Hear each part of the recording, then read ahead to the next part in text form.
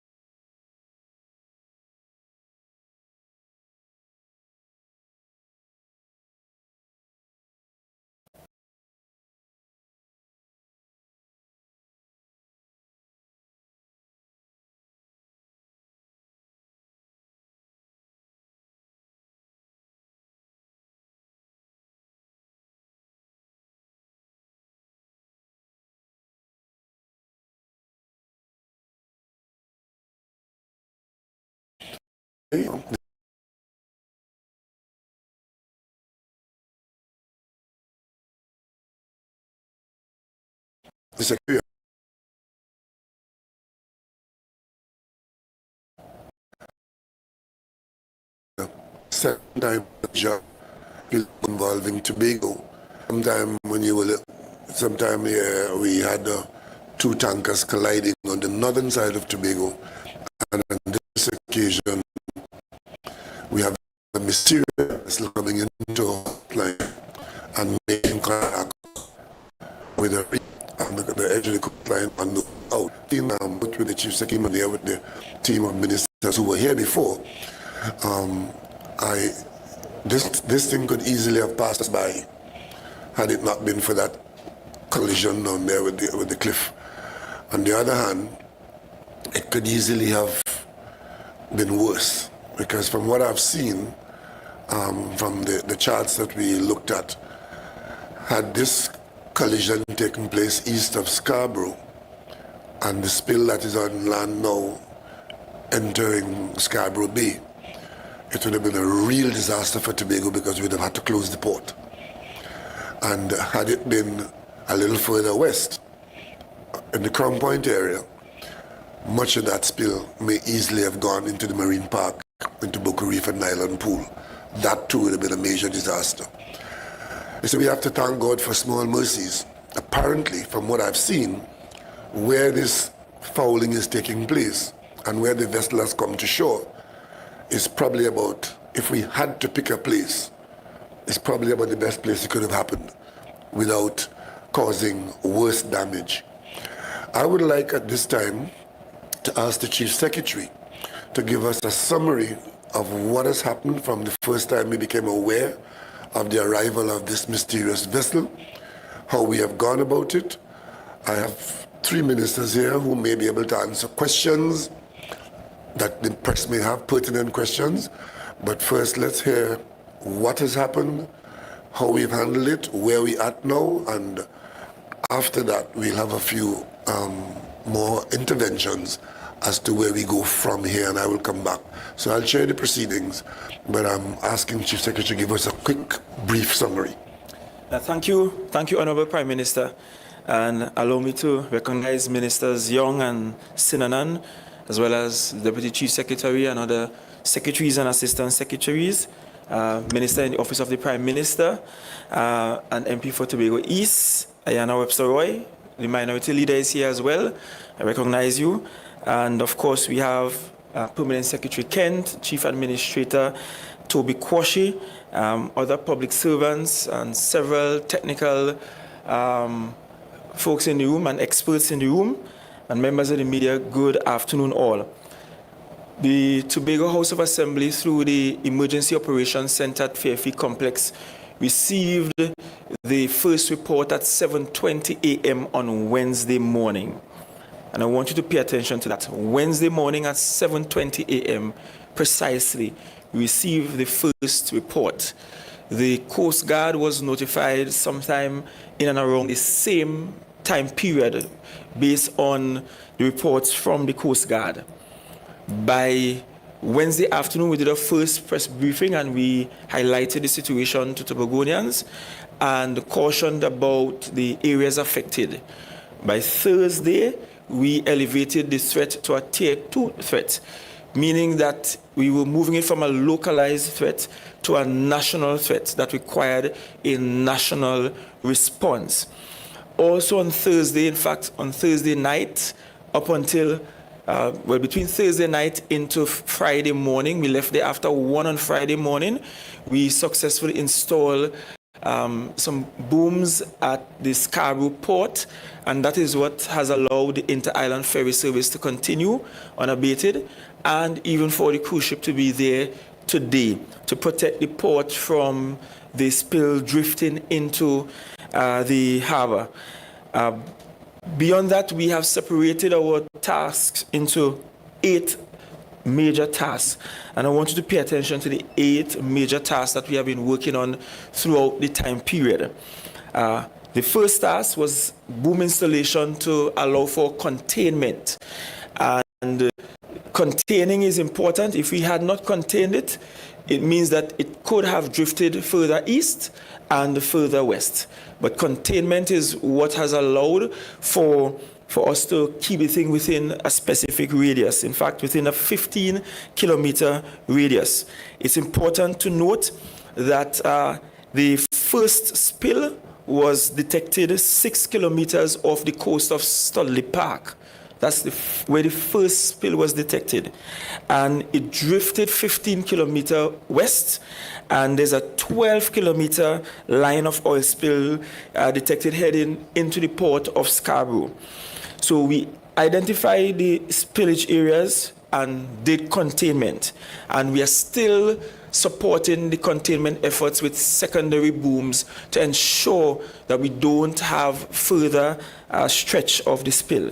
The second task that we have been on is that we are simultaneously looking to deploy booms in surrounding areas and areas that are likely to be affected. So now that we have contained, as we speak, we have crews out on the water installing, looking to install booms at other areas to prevent sensitive areas from being destroyed. We're talking about protecting along the Kilgreen stretch, Canoe Bay stretch, and later today some additional protection should be placed for the Pitti-True Lagoon.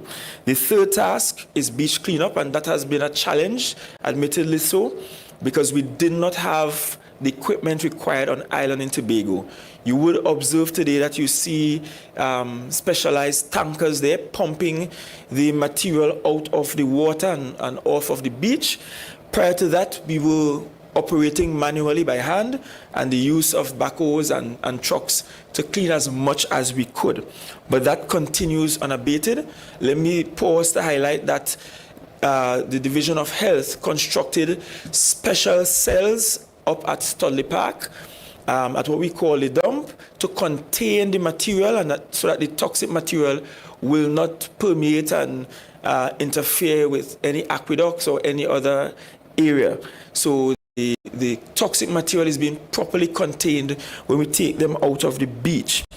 The fourth task is identifying the vessel. And let me tell you before you ask that we still have not been able to identify the vessel by name. There may be some identifying characteristics, and notwithstanding using ROVs, meaning remote operated vehicles, we have not been successful in identifying an IMO number.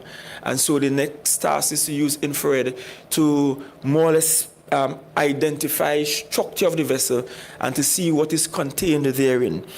The fifth task that we have been on is wildlife rescue and rehabilitation. We have workers from both the Department of Natural Resources and the Environment, along with a company brought in by Heritage, and they are actively looking for impact on wildlife. The impact to date on wildlife thankfully has been minimal considering what has transpired. We have not found considerable numbers of animals affected as yet, but they are out there working both day and night, because in the night there are some animals that are more prevalent than in the day. The next task that we have been on, task 6, is about diver logistics. We have been diving the site every single day. It started with Alvin Douglas and a team. Support from a team sent up by Maritime Division from the Ministry of Works. Coast Guard has conducted 2 dives as well, but dives are taking place every day, and it's important to understand that it is inordinately difficult for them to dive there. The vessel continues to bob up and down on the seafloor, on the reefs, and so at the base you only have about a foot of clarity, of visibility, and so it is a dangerous dive, and so they can't get as close as we would like them to get. The 7th task is really the ground logistics, and as you can imagine, this is a mammoth task, moving everything from truck and backhoe and tankers and workers, volunteers. We have CPEP crew, URP crew, crew from health. We have volunteers. Heritage brought up 40 volunteers from Trinidad, and they are experienced at beach cleanup. And so what we have been doing is mixing our inexperienced volunteers with those who are much more experienced and the contractors, so that we have a nice on-the-job training as they go sort of program, and ensure that everyone remains safe. They have PPEs. We are setting up decontamination sites for them. We have medics on site, EMTs on site, should anyone fall ill, and we are measuring and monitoring all the risk involved. And of course, the last task that we work on every day is that of inter-island logistics. As you will appreciate, Tobago did not have most of what is required to treat with a spill like this on island. We couldn't just drive it into Scarborough or drive it down to Cano Bay. We have to work out arrangements of getting them to and from Tobago. And so that's one of the tasks that we are engaging. TEMA continues to lead and to coordinate all of the varying agencies. We have coordinating meetings twice daily. So far, I've been able to attend all of those meetings.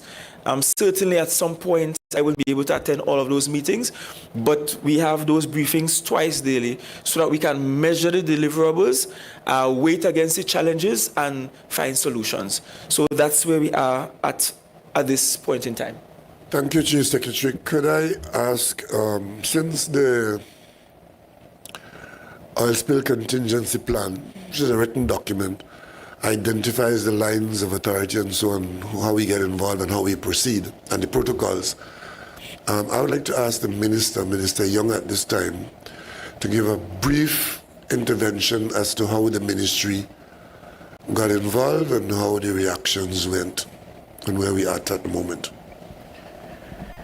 Thank you very much, Prime Minister. Chief Sec, all protocols observed. So the ministry was first informed in accordance with the protocols on Wednesday, during the course of the day on Wednesday, as to what was taking place in Tobago. Immediately, as per the national plan, it triggered, and the permanent secretary, who is the head of that tier of response, called together a meeting that had the THA, TEMA, IMA, EMA, other bodies that are involved in this, and the technical people at the ministry together. And at that meeting that was held, because TEMA is the response team on the ground, TEMA asserted that they would lead the charge here on the ground. We made it very clear that we would continue to provide all of the necessary technical assistance. We immediately triggered what we normally do, the personnel at Heritage and others who are the ones who respond to these types of incidents, and getting the resources on the ground, and told them to start to mobilize, etc. We stayed in touch with TEMA and the THA all throughout, and at the necessary stage we inserted, I think it was on Thursday night, if I remember correctly, a Chief Technical Officer, Mr. Mark Rudder, as well as two of our other experts at the ministry who are trained in dealing with these things, to be part of the team here on the ground. And as and when necessary, we've been reaching out. We've had offers. Well, we'd like to thank Woodside, because they actually had one of the major service companies who deal with oil spills and the containment here on the ground, thankfully, in Tobago. And they were part of that initial meeting, gave the authorization for Kaizen to get their booms out into the water, etc. We've had offers as well from both BP, Shell, and others, and we're managing that. And for example, BP is getting for us a more detailed ROV, a bigger ROV, to get into the water to assist. We've been helping with the divers and these types of things. So the Ministry of Energy has been actively involved. Minister Sinan and myself came across here on Friday. We met with the Chief Sec, Mr. Stewart, and others at the site to get a visual, and we are just making sure that the resources are here, and of course following the protocols as per the national plan and under the constant direction of the Prime Minister. We've been keeping him involved and informed of what is going on, which led to another visit here today. Thank you, Minister Young. Minister Sinanan, who is responsible for transportation, which is a key part of this and what goes on in the maritime life, could you tell us what your department has been doing? Sure, Prime Minister. Acknowledge all. As you're aware, the Ministry of Works and Transport, the Maritime Division, falls under the purview of the Ministry of Works and Transport, and I, as Minister, would have gotten the briefing from the Minister of Energy, and also have been in close contact with the Chief Secretary. Our Maritime Division would have gotten involved from day one. As the Chief Secretary said, we would have sent across divers and we would have triggered the protocol to identify the vessel. We have heard of the challenges in actually identifying the proper of the vessel and the type of vessel and what the vessel is actually carrying. That process is ongoing. Maritime Division continues to work very close with TIMA here in Tobago. We do have personnel on the ground. We're also ensuring that whatever is needed from Trinidad gets priority on the fast ferries and the cargo vessel. Because as said by the Chief Secretary, a lot of the equipment and so has to come from Trinidad. We are making sure that Tobago gets that priority to have whatever it needs on board the vessels. And I can tell you right now, some additional trucks are being loaded with equipment to come across by this afternoon. So we're here to support, and I do have people on the different committees reporting to me as and when required, and I am in touch with the Chief Secretary a couple times every day. Thank you. Thank you very much, Minister Sinanan. I think this is a good time for me to summarize where we at with this incident in Tobago. And permit me, or excuse me, if I only speak about what we know and we leave the speculation out of the conversation for the moment. Fact number one is that an unknown vessel has apparently drifted upside down into Tobago's littoral zone. That vessel, we don't know who it belongs to. We have no idea where it came from. And we also don't know all that it contains. What we do know, it appears to be broken, having made contact here, and is leaking some kind of hydrocarbon that is fouling the water and the coastline. That vessel could have come to us from any kind of operation, especially if the operation is illicit. Because of the conditions you would have heard from those who spoke so far, the conditions around the vessel in the water, even though it's close to shore, we have not yet been able to determine the physical nature of the vessel. So we're not sure if it's a freighter, a tanker, or a barge, because only the keel of the vessel is visible, and its identifying physical characteristics are in water that we can't penetrate for the moment. But we are doing all that is possible to answer these questions. From mobilizing the contingency plan, I would say that everything needs to be done has been to this point done and is being done and will be done to ameliorate and minimize and eventually eliminate the threat that the vessel poses to us. We are testing, or we're waiting for the results of the test to determine what the content of the cargo is, and I presume that sometime in the not too distant future we'll determine what other cargo and quantum might be on board, because we haven't been able to determine whether it is bunker fuel, fuel for propulsion in the vessel, or those are answers we don't have at this point in time. But as the days pass and the additional work is done and the experts are on the various inputs, we should be able to answer most, if not all, of these questions as we go forward. What should be clear to you, that some not insignificant costs are being incurred just to respond to this incident that we didn't plan for and that we didn't expect, but it has happened and we are dealing with it. So we are in the containment phase now. This phase will remain as long as the vessel is there and is a threat contents that could foul our environment. But then we'll want to move from that stage to the stage of emptying the vessel. Because the one thing we cannot do is to leave the vessel there with content that could just keep spewing into the water. Because if we do that, we then would be at the mercy of the tide and the weather. Because fortunately, the weather is good right now. So the booms are effective in holding the spill in the zone that it's in. But if the weather changes significantly, especially on high tides and even on falling tides, the behavior of what is spilled from the vessel could change.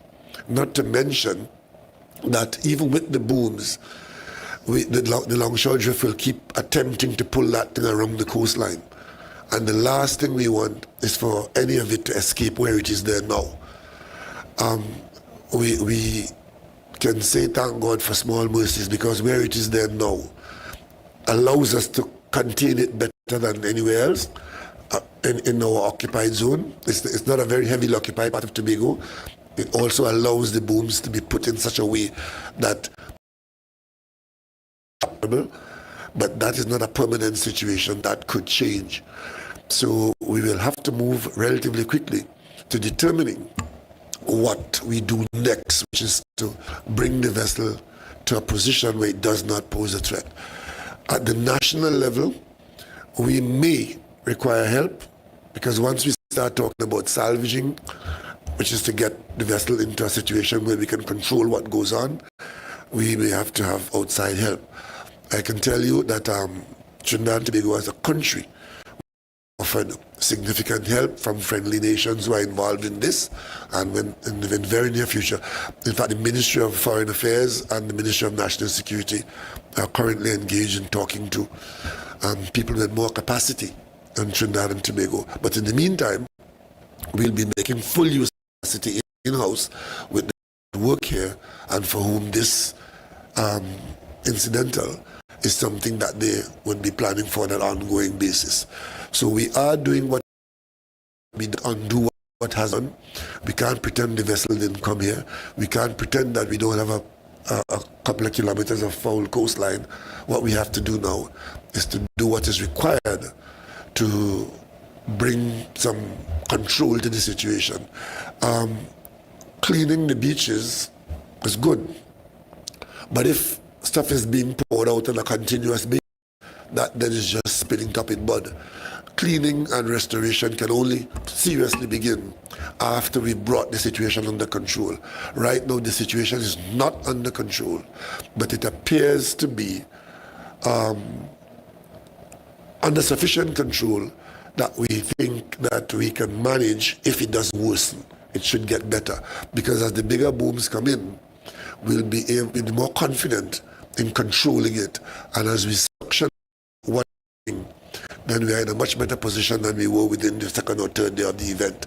So I'm anticipating an improved condition, but because the vessel is literally precipitously located, it can change its location based on the tide. And remember, the tide, that vessel against the rock, it can break. New holes can open. And then the vessel could slip into deeper water and the situation can change. So we behave as though, well, we got it fully under control. But the point I'm trying to make is what reasonably can be done now is being done by the full of all the state agencies, central government, THA, and our various technical agencies. So that is where we are. And if you have any questions, you can place them now. And if the questions require an answer from our technical people or the politicians who are here in Tobago or in central government, I will ask them to intervene as the questions require. So let's have a few questions and proceed. Good afternoon, Dr. Rowley. Please identify yourself, your media house, and put your question. Okay. Good afternoon, Dr. Rowley, and also the Chief Secretary, Elizabeth Williams, TV6 News. In terms of security purposes, Dr. Rowley, could not this vessel be detected before? I don't know if you looked at, in terms of the detection of the vessel before the spillage. Well, again, that is speculation. We don't know what location the vessel was at. It is possible that the vessel came to us with or without a profile. Because if it was drifting in shallow water, at the top of the water column, it may not have been observed. On the other hand, it looks like it's higher because it's been lifted by the high tide and put on land. But if it was out in the water, it may not have been as exposed as that. So we have had no record of it, and that's as much as we know now. We are checking the Coast Guard radar equipment into the days ahead prior to see when it was missed. Clearly, if there were operatives in and around who had a distress, one would expect that they would have communicated with the relevant authorities. We have no information of any such distress, assuming that the vessel was operating in our zone. On the other hand, if the vessel had come to us after a long journey across a long maritime path, we wouldn't have known. No, saying that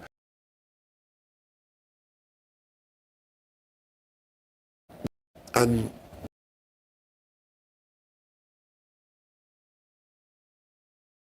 put an answer that, but likely it wasn't miss. And In terms of, I know you said, well, we know that in terms of the oil spill, millions of dollars will be spent in terms of, I know I asked the Chief Secretary also on several occasions about the quantum. Do you have, like, in terms of Tobago's, the millions at this point? maybe I should answer that, right? Whatever is required to do what needs to be done would not have been budgeted for the THA. This is a national emergency, and therefore it will have to be funded as an extraordinary expense. You know, it's like you budgeting for the month or the year, and then you get sick. You got to find the money and prioritize. So this is a priority because we have, and we don't know the full scope and scale of what is going to, and therefore to try to say how much it's going to cost would simply be an educated estimate. Were you surprised, Mr. Prime Minister, during the tour today, the areas that you visited, were you surprised by the devastation you saw? Not really. I've seen spills before. I mean, I've seen oil spills before, and we had them in rivers in Trinidad on a fairly regular basis. Too often, as far as one that went off, you know. So we've seen oil spills before, and that's what oil spills are, very messy and you know, very stressful and expensive. And I myself, I've worked in a number of emergencies, including but case, and it's basically the same kind of approach, where you have a crisis, and you have to literally have a protocol and confine yourself to what your competence is in trying to understand it and responding to it. So that's where we are at the moment. So for me, it's not a surprise. I mean, it's a surprising that a strange vessel drifted into us. the one with the people in Belgarden, that came all the way from Mauritania. That vessel came across the Atlantic from Mauritania to Tobago. If it had missed, this vessel almost missed us, because it could easily have been, taken with the tide around the south coast and gone into the mainstream current on the way to Mexico. We would never have known. But having crashed into the beach down there is a different story. Good afternoon, Prime Minister. Candace Jackson from Tobago Update Television News. Just a quick follow-up, first of all, from Liz's question regarding the cost. So, with funds, where would the funding come from?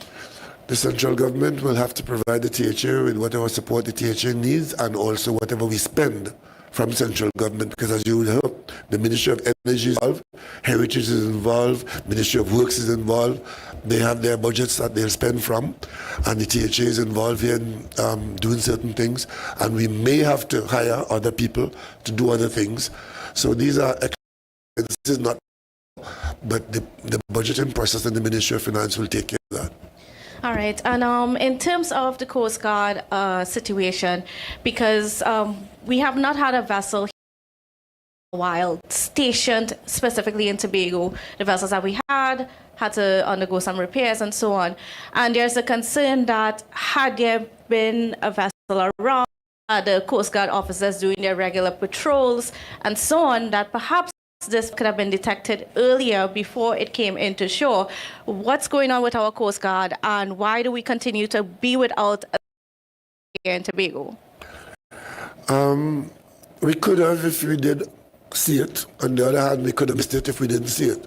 So that's just speculation. But we really do need to improve our fleet. As a matter of fact, we have just taken steps and work is underway to do major vessel refurbishment return. The cabinet has just approved a significant outlay where we've hired them to come and do a major on all our vessels that are down program. I think we have 12 vessels, and the first one should be returned in a matter of a couple of months or so, and that's underway. And as soon as those to return to a situation where a vessel will be stationed in Tobago, and it may very well be, if one was here, it might have been in port and the ghost ship might have passed without being known, or it might have been out there and probably run into it. You never know. So that's speculation. But we're doing even better than that. We are a few months ago, 2 months ago I think it was, we did have a tour to Tobago to choose a Coast Guard, a site for the Coast Guard, and it is the intention of the cabinet to have a new Coast Guard facility in Tobago, not just in Scarborough, and we're looking at the possibility up in Charlottesville or somewhere, and we are discussing that now, and in the not too distant future, the project of building another facility which will allow greater patrolling of the eastern and southern part of Tobago. So we are trying to improve our situation there. And in terms of some of the response mechanisms, because I've been on with some of the people that are out there do work, and the major complaint is that the action is too slow. The waiting times for everything to come up from Trinidad, so especially we are an energy-based country, everything is just literally right there in Trinidad in terms of a lot of the equipment and things like that to respond to this, because this is day 5 technically. There a lot of people that are working on the ground are a little bit stressed out. They're disheartened because they don't think that the authorities are moving fast enough. Well, I don't share that view. You can always do better regardless of what you have done. But the equipment and the personnel that we need are not all over the country. They are located in different parts of the country.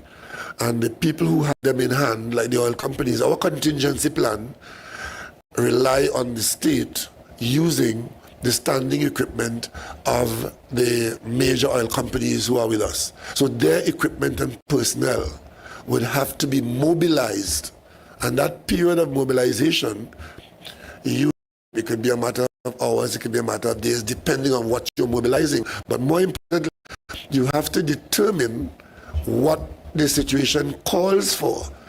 Because on the first day when we heard of a vessel in Tobago, it didn't immediately come with an assessment that there is in fact spewing oil.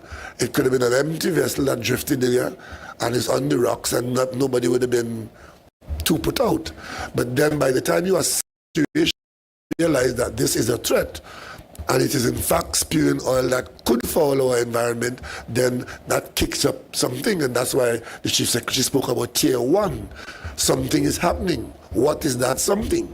By the time we assess properly, now Tier 2 means that, hey, we got to do other things, and that's where the mobilization kicks in. And of course, thankfully, we are not now talking about Tier 3, because that the nation and Tobago is not able to cope with it, and the international community has to come in. So we're not at Tier 3, we are at Tier 2, and I think discussion upstairs with all our technical people, Chief Secretary was there, the Tobago officials are there. The general feeling is that we are in fact doing what needs to be done at this time. In fact, once we kicked into Tier 2 is working, and we are putting more resources in.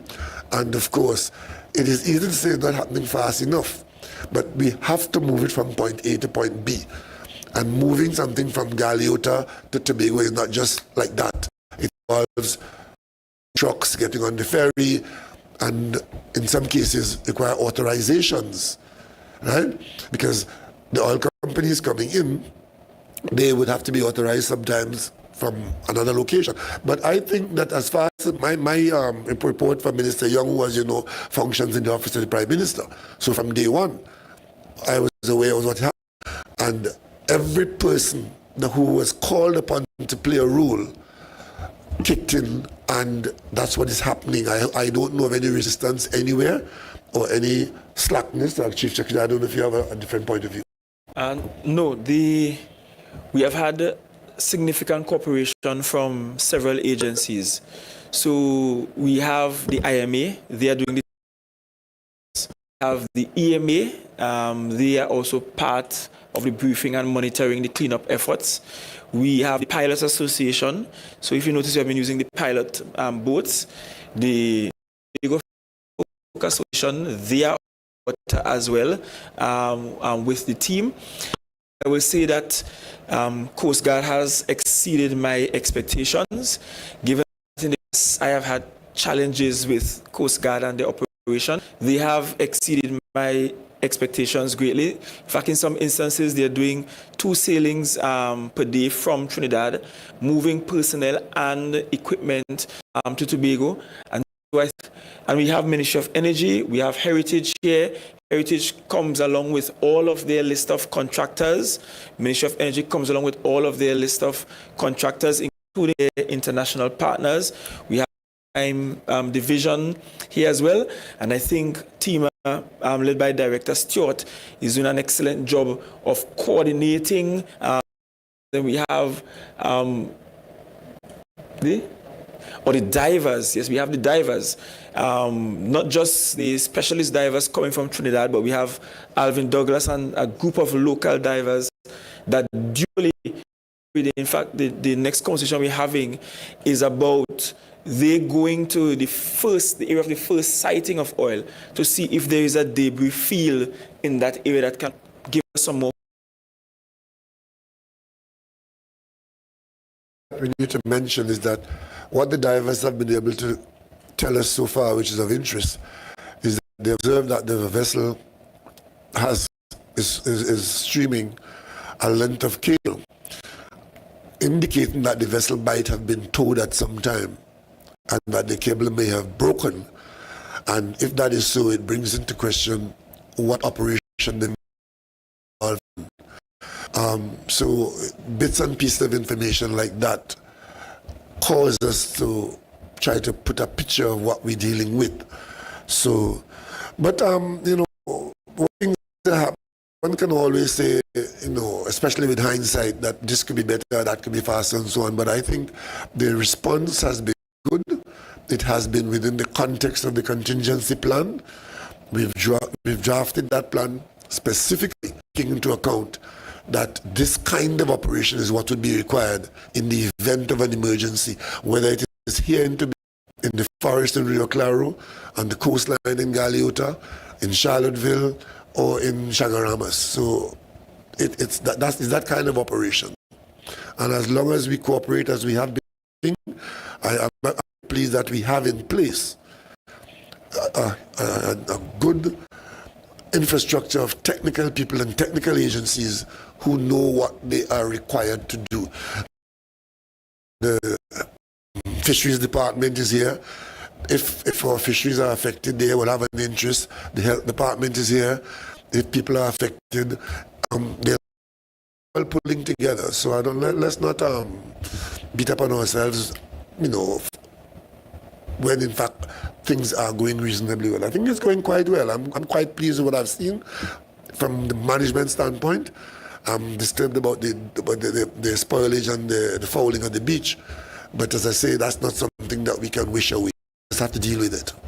Now, in terms of the oil booms themselves, my last conversation actually just about an hour or two ago with some of the people that are placing the oil booms out there, they're saying that they need to perhaps put some more because actually doing booms. And I think you mentioned there's some larger ones coming. How soon can we expect the larger ones to come in? I sort of hinted at that when I spoke, that we have installed, the booms we have on hand are 24-inch booms, and we have installed those. So the containment is holding, and what they sought to do today is to start doing some secondary booming because the 24-inch is not large enough. The larger ones in particular, we are getting some 42 inches, some 50 inches that will be arriving later today on island, along with additional vessels. The Pilot Association, I think they should have about 2 additional vessels coming to assist. And one of the companies bringing the larger booms are bringing specialist vessels that can allow for the deployment of those large booms from the vessel. Those larger booms essentially are installed in water and has to be inflated in water. So they have to be inflated in water. So it's a bit more than the one that we have just installed. But we continue to use what we have, keep as much of the spill at bay as possible. We also have skimmers on island that allows us to take and extract the oil from once seaweed is not there. And of course, you have seen the vacuum tankers that is suctioning out the mixture of seaweed and the oily substance that's there as well. The one good thing that we are grateful for, notwithstanding thoughts that this could have happened and that could have happened, once the weather stays cooperative, we can keep improving on the objective of confining the effluent. If the weather changes, all the boom story goes out the window, right? And the size of the boom, if the weather changes, if a storm passes through, we're in the dry season, but we can get a change of weather from time to time. That would bring a different story. And it doesn't mean that we're not required to do. Circumstances would have changed. So far, we're keeping our fingers crossed that we're doing the best that we can that should be done in good weather and trying to bring control of the situation. If the vessel breaks and leaks more oil out, it will change the picture. But so far, I was there at low tide. It was sitting on the reef at low tide. High tide may change its position. It doesn't have to by a mile, it could change by 10 feet and a new hole could open. So these are all possibilities that we have to think about in the event that they happen. So we are bringing in more resources. And what I'm sure the resources are not in Tobago is not unusual. Tobago is part of Trinidad. The resources are in Trinidad and Tobago, and we'll use all of it, whether the incident is in Tobago or in Chagaramas. And if Trinidad and Tobago doesn't have within our borders what is required, then we have externally. And that, again, that's when you can have more delays and more logistical issues. But these kinds of situations, thankfully, don't. and it's happening where so close to land. Because if it was happening, if this kind of spillage was happening, well, that was distressed, it would have been a different horse, it would have been a horse of a different color, and all the logistical toing and froing would have been plating. And we have wells, very deep wells in water. We're taking every possible precaution to ensure that spill like this or deep elsewhere. But when it does happen, we simply have to respond to it through this contingency plan that we are evoking here now. Good afternoon, Elizabeth Gonzalez, Guardian Media. Yes. I want to know if we have set a deadline as to when we hope to get the vessel out of the water. No, we have not, because we have not been able to properly assess the situation in the water. You would have heard the divers can't even see what is going on just yet. And better ROVs in, and hopefully we should be able. And then the steps have been taken to have infrared look to see what's in the vessel. So until in the coming days, we can't really answer that question. And the one thing I wouldn't like to do is to be speculating about what we don't know. We keep trying to find out using the technology that's available to us. And to the Chief Secretary, Corey Connolly, Newsday. Right. Dr. Rowley, given what you've seen so far as Prime Minister and as a Tobagonian, are you concerned for the future of Tobago, given its tourism base? And also bearing in mind that Tobago is still rebounding from COVID. Of course I am. I mean, we are engaged in a way, we are engaged in the hydrocarbon business. But remember, this vessel is not this crisis didn't come to us as a result of our business. It appears to have drifted into our territory from somewhere else. That's the information we have right now. But let us take pause and appreciate how well we do, because all around southern Trinidad, eastern Trinidad, around handle liquid hydrocarbon, crude oil, and natural gas on a daily basis. Thousands of miles of pipeline, and we don't have this happening on a regular basis on this scale. So, tell you how we are doing. Infrastructure is there and could fail from time to time and create this kind of situation or worse. And then we'll be called upon to respond. So thankfully, it is not a frequent occurrence. And from the operations that we are engaged in Trinidad and Tobago, this did not come. Right? So, and then of course, we would desperately want to keep Tobago clean, green, serene, which is now disturbed because of this. Tobago being clean, our beaches and littoral zone and our waters need to be kept clean, because if we are part of Tobago's economy is its tourism. So it is important that we be cognizant that we don't expose the tourism product to this kind of thing. And because this has happened, we have to contain it. As I said earlier on, it will cost significant monies, and we have to try to restore it. Whatever has had the deleterious, we have to restore it. And sometimes nature plays a role. I went to the mangrove this morning. I'm pretty confident that the mangrove will, if no more oil goes in, disaster will occur, and then the mangrove would look after itself. The sludge will, there'll be some biodegradation taking place in there. But we got to keep out any more oil in there, so that the booming will have to take that into account. We just try and minimize the impact, because the greater the impact will be, the greater the cost, and the longer it will take to recover. Pleasant afternoon, Carissa Douglas, TTT Limited. I know the last person said that specialist divers were joining the local divers in trying to attempt to plug the leak. Any updates on this, please? Yes, so the specialist divers were sent from the Maritime Division of the Ministry of Works. They looked at it, and the report is that we plugged the leak. So essentially, that we are looking for ways beyond containment with the boom to actually stop the outflow. But the specialist divers, it cannot be plugged in the way that we had hoped for. And that what has to happen is that we have to find a way to now extract every bit of oil that's in the vessel.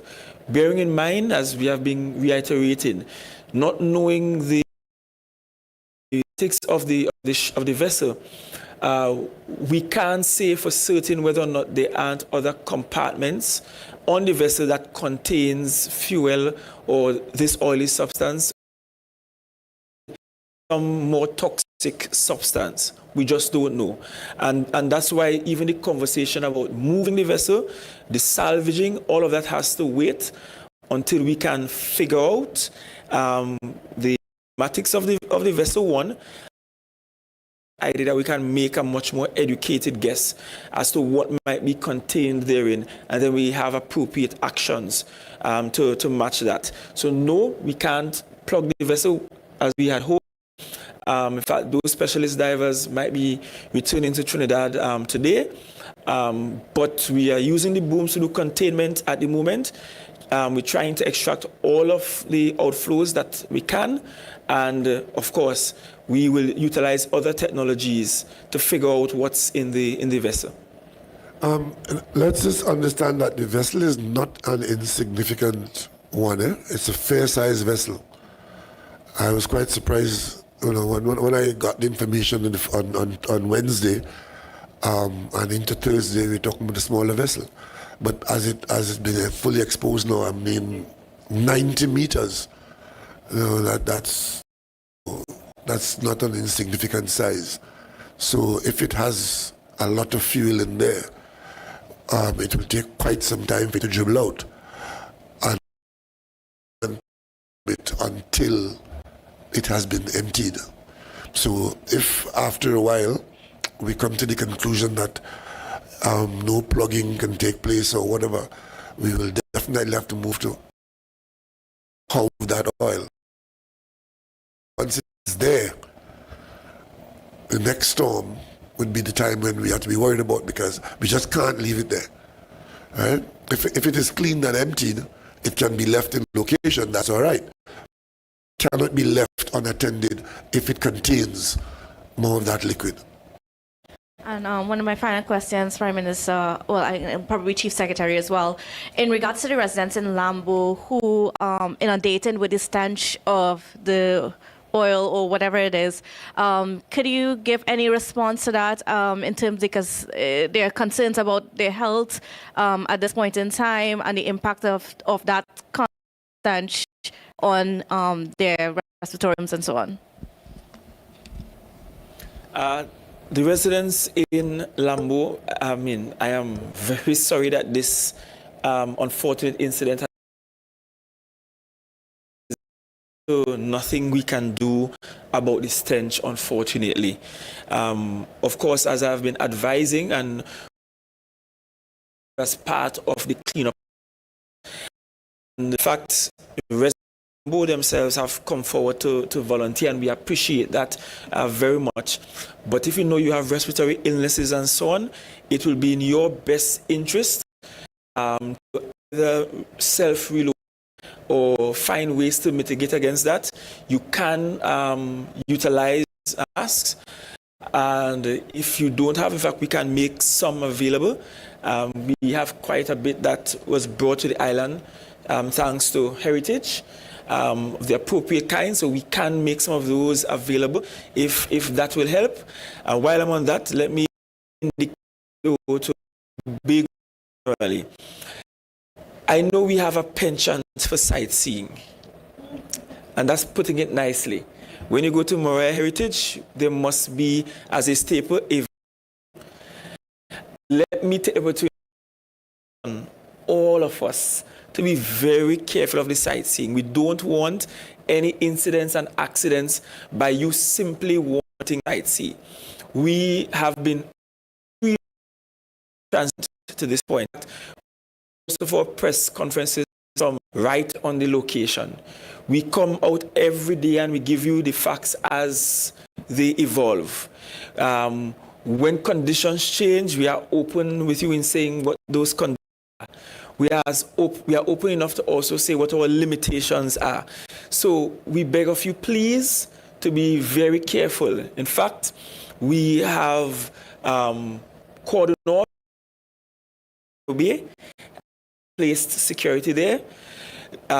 We have had to block a part of the roadway entering into, well, moving from Lambo into the Hampden area, around the Petitchou area, and that's because the sea has been splashing the oil particles onto the roadway, and having fires washing it is almost useless at this point because the sea continues to bring it up onto the roadway. So until all of those particles are removed from the ocean, the roadway will continue to get particles, making the roadway a bit slippery. We have had to do some soft closure at Milford Road, and that will go until Ash Wednesday, and especially between Field Junction and the corner by the Coast Guard base there, and that is so that we can manage the curiosity of our people, so that you can remain safe. We will televise all the things that needs to be televised. Further, I want us to appreciate that the workers who are there, some of what they do, extremely risky. And let me be frank with you. If I am comfortable seeing on TikTok divers who are putting their lives at being televised, adventure, something goes wrong. I don't know if the relatives of those divers who are doing extremely high-risk tasks will want to know that an accident and eventuality sort of is televised, if you understand what I'm saying.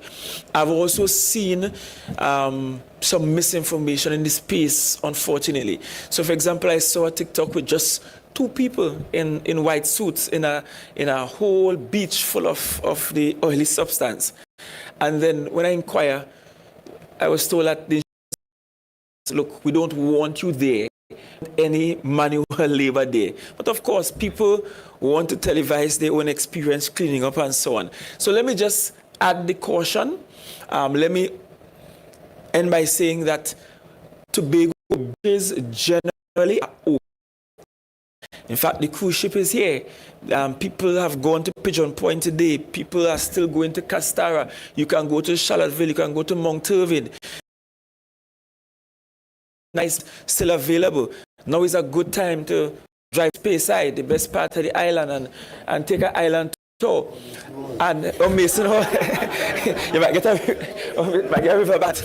But the point is, we actually put out a release indicating the areas that we are not going to allow bathing.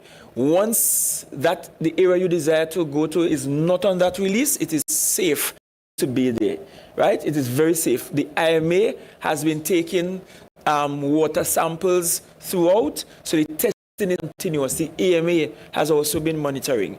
So it's very for you to engage in water sports, even in your famous Storby and Pigeon Point. Still very safe there. Well, thank you very much. I think we've covered all of it. Let me just summarize by saying we will do everything required to be done within our resources, both local and any assistance which we accept from outside, to ensure, one, that the Port of Scarborough remains operational and safe for all its normal traffic, because that is #1 priority now given the threat. And the second threat is we'll do everything that is feasible within the technology that's available to try and prevent what is escaping from this vessel from getting out of the area that is being cordoned off, and ensuring us able to that it doesn't get around Crown Point to threaten the West Coast and the Marine Park. So once those two things are done, well, we would have managed it in a way that the zone that is affected is really the crisis area, and we can try to control it there. We are in full control, all our various departments. are working towards that to come into a point of control. That control will begin. We can begin to say in some to be in a position to extract from the vessel what is there. Because if it turns out that the vessel is empty, then that is a minor control. If it turns out that it's having a few thousand, we have to be in a control situation to be able to extract it. Other than that, I am pleased to say that I can leave here today thinking that the Chief Secretary and his team and the ministries and their teams for doing what they have been trained to do and what they're expected to do under these circumstances. So thank you all very much, and we'll continue to be informed by the THA, by the Ministry of Energy and the Ministry of Works and Transport on this particular crisis. Thank you very much.